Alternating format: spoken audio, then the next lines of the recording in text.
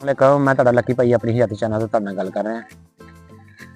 मेरे एक दोस्त का फोन आया तो कहता कि साढ़े ना कणक वड्डन दे सी बंदे, यानी कि कणक की कटाई हो रही, तुहानूं पता ही कणक वड्डन दे तो उथों ना तितर दे ना आंडे मिले आ कि आया कि तितर के बच्चे कढ़वा दूंगा। मैं कहा यार मैं कढ़वा दूंगा। उन्हें कहा कि भेज दिए तेनों। मैं कहा भेज दो यार, मैं ना मशीन च लवा के अपने हैचरी चों कढ़ा दूंगा।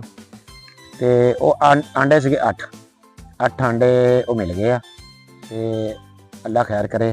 तो देखो हुण कि कदों तक उन्होंने बच्चे निकलते हैं, आखिर निकलने ही बच्चे अगर उन्होंने फर्टिलाइजेशन सही हुई तो उन्हें बड़े मान ना भेजे।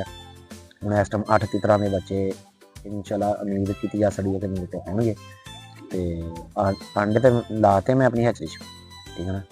तो अक्सर इदा ना कणक वड्डदे कई दफा बटेरियां दे तितरां दे या टटीरी जड़ी और लंबी लत्तां वाली अक्सर इन्हां दे आंडे इदां हुंदे, इन्हां दित्ते हुंदे अपने हिसाब नाल।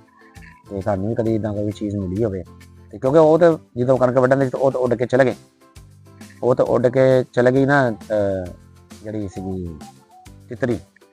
ते तितरी मुड़ के वापस नहीं ना आउंदी, जदों उत्थों कणक ही वड्डी गई, सारे साफ हो गया, जगह वेली हो गई सी। ते ओह फिर तद करके फिर सानूं तो मजबूरन असीं स्पैशल नहीं लभे या स्पैशल असीं उत्थों चुक के नहीं लिआए, मजबूरन कि तितरां दे ओह आंडे असीं हैचरी च रखे कि शायद अल्लाह ताला बेहतर करे कि निकल आउण, फर्टिलाइज आंडे होने निकल आउणगे। जो निकलणगे तुहानूं ओह भी वीडियो इंशाल्लाह बना के भेजूंगा। बाकी दुआवां याद रखियो, बड़ी मेहरबानी, अल्लाह हाफिज़।